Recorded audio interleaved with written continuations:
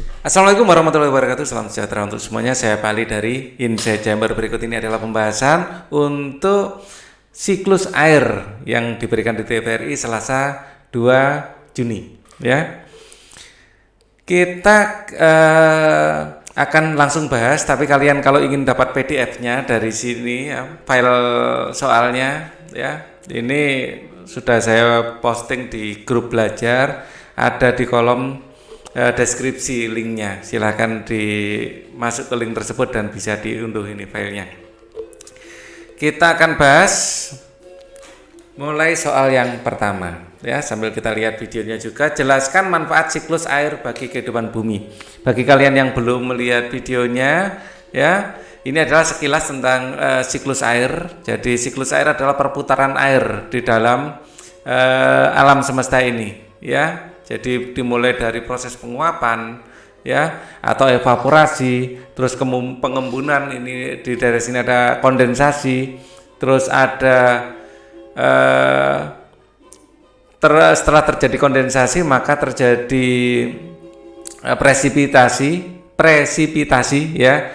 Jadi ini adalah proses jatuhnya air menjadi air hujan, terus akan ada akan mengalir menjadi sungai, ada yang meresap infiltrasi ke dalam tanah, ya. Jadi di sini kita lihat penjelasannya satu persatu. Ada pertama evaporasi, ya, adalah penguapan. Kemudian penguapan juga terjadi pada tumbuhan, ya, terlihat di situ. Penguapan pada tumbuhan disebut transpirasi, oke. Kemudian ada juga sublimasi, langsung dari es menjadi uap, ya, tidak melalui proses air, namanya sublimasi. Kemudian ada kondensasi, adalah kayak pembekuan gitu. Mulai titik-titik air itu akan menjadi tetes-tetes air, namanya kondensasi, ya. Tetes-tetes air kalau sudah banyak akan jatuh, namanya presipitasi. Titik-titik air yang sudah jatuh menjadi hujan, ya. Kemudian kalau sudah di dalam tanah dan mengalir, namanya limpasan, ya, proses air mengalir di atas permukaan bumi. Kemudian kalau dia menyerap, ya, terserap atau masuk ke dalam tanah, namanya infiltrasi. Oke.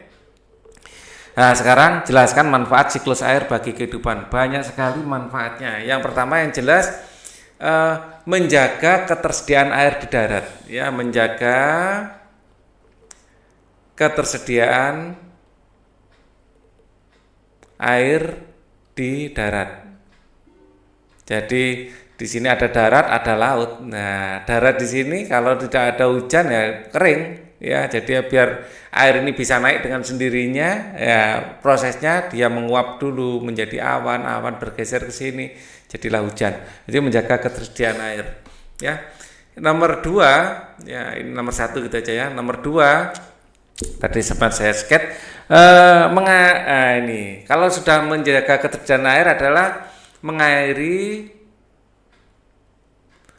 menjaga kehidupan, ya, memberi kehidupan, memberi sumber, merupakan jelaskan siklus air, ya, menjaga ketersediaan air di darat untuk apa? Untuk hewan dan tumbuhan sebenarnya. Bikin kalimatnya enaknya mengairi gitu aja, ya, mengairi tanaman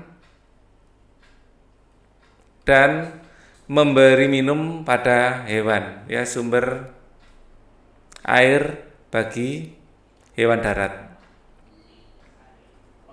Kita tahu bahwa air adalah sumber kehidupan. Tanpa air, baik tanaman atau tumbuhan, ya, tanaman bisa diganti dengan tumbuhan, ya, dan hewan akan punah. Ya, jadi untuk mengairi tanaman atau tumbuhan dan sumber air bagi hewan di darat, ya. Fungsi yang ketiga adalah ini untuk manusia, menunjang kehidupan manusia. Kehidupan manusia. Menunjang kehidupan manusia. Untuk apa saja? Yang jelas untuk minum, sama dengan tanaman dan hewan, ya, minum. Kemudian selain minum, manusia itu butuh untuk kebersihan, ya, memberi kebersihan. Untuk kebersihan bisa mandi, bisa cuci apa saja ya, mungkin mencuci piring, mencuci mobil, mencuci barang-barang kotor yang lain. Intinya untuk kebersihan ya, mandi dan cuci. Kemudian lebih jauh lagi karena manusia punya teknologi bisa untuk PLTA, pembangkit listrik ya, energi pembangkit listrik gitu aja, pembangkit listrik ya. Air bisa digunakan manusia untuk pembangkit listrik, juga mengairi irigasi. Manusia ini butuh untuk mendapatkan makanan lebih banyak, menanam ya, untuk irigasi. Nah, irigasi ini adalah sudah masih campur tangan manusia dalam prosesnya.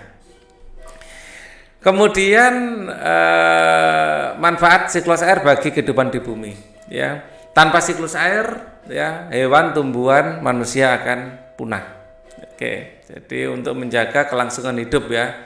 Ini dalam tanda kurung menjaga kelangsungan hidup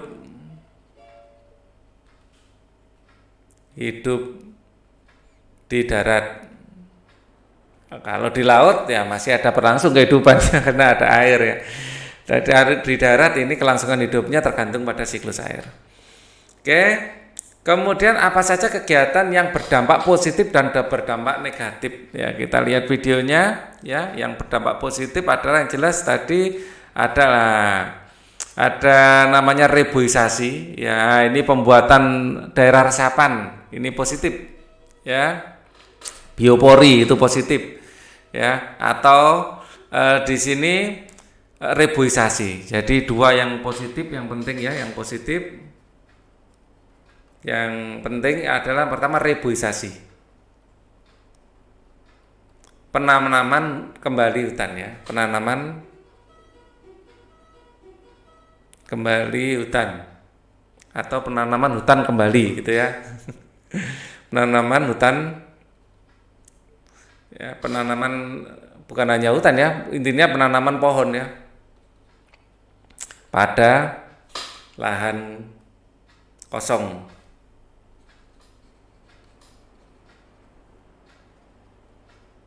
Tidak harus hutan di desa-desa, intinya lahan kosong yang tidak ada tanamannya ya kita reboisasi, penanaman pohon pada lahan kosong. Tidak ada reboisasi. Terus yang positif yang kedua, yang penting adalah pembuatan resapan. Resapan ya, bisa dalam bentuk busem ya, resapan yang besar atau waduk ya, untuk resapan, waduk resapan. Atau pembuatan biopori ya, untuk resapan.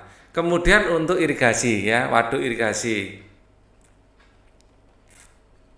Nah, ini menjaga ketersediaan air. Jadi air yang ada di sungai tidak langsung mengalir ke laut, tapi dijaga dulu ya, sehingga daerah di sekitar waduk itu akan bisa mendapatkan air dari waduk tersebut.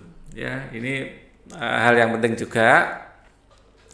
Kemudian yang negatif, ya kita lihat yang negatif di sini ada pembalakan hutan ini ya. Di sini penebangan liar, terus menumpahkan pencemaran alam ya, pembangunan yang tidak ikut AMDAL ya. Jadi yang negatif yang tercatat tadi adalah yang pertama penebangan liar. Yang kedua, yang negatif itu pencemaran air dengan minyak.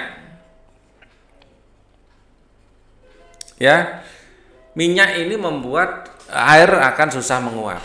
Ya, kalau penguapannya berkurang, tentu saja nanti hujannya juga berkurang. Dan yang ketiga, tadi saya sempat mencatat pembangunan tanpa AMDAL. AMDAL itu analisa dampak lingkungan. Ya, pembangunan tanpa mempertimbangkan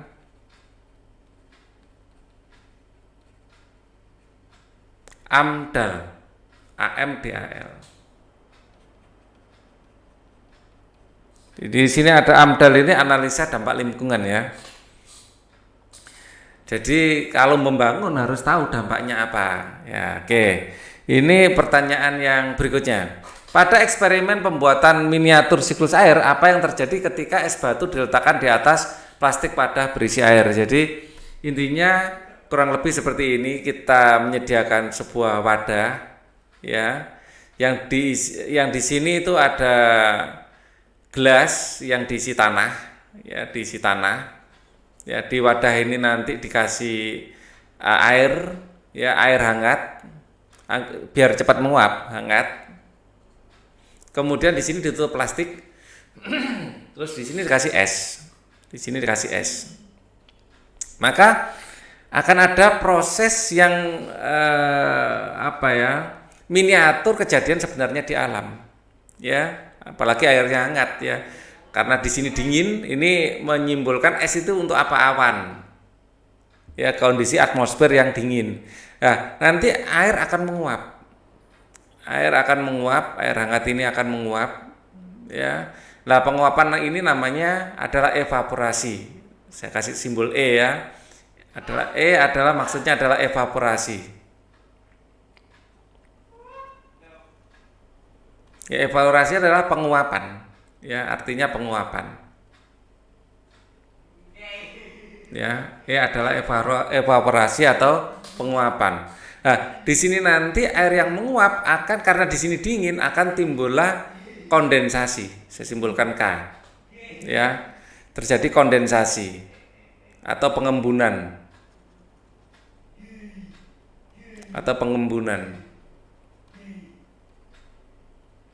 Nah, mengembun di sini akan membentuk titik-titik air, namanya adalah P, presipitasi.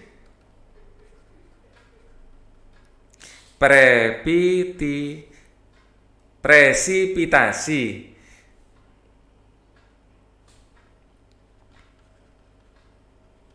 adalah pembentukan titik-titik air. Titik-titik air atau pengembunan ini ya, titik-titik air. Presipitasi itu sudah mulai jatuh, maaf ya, jatuhnya titik-titik air. Ini proses kondensasi pembentukan titik air ya, pengembunan titik air. Nah, ini nanti jatuh sebagai hujan, air jatuh, air menetes atau jatuh seperti hujan, presipitasi. P prosesnya di sini, ya. Kemudian jatuh ke tanah, ya. Air yang mengalir di tanah, ya, jatuh ke tanah. Air yang mengalir itu namanya limpasan, ya. Limpasan adalah air yang mengalir di permukaan tanah. Ya, yang terjadi adalah ini proses pertama ya, kedua, ketiga, keempat, ya. Di sini saya simbolkan I, ya. Biar nggak terlalu panjang di sini. Kalau tulis infiltrasi nggak cukup tempatnya. Ya, ada infiltrasi.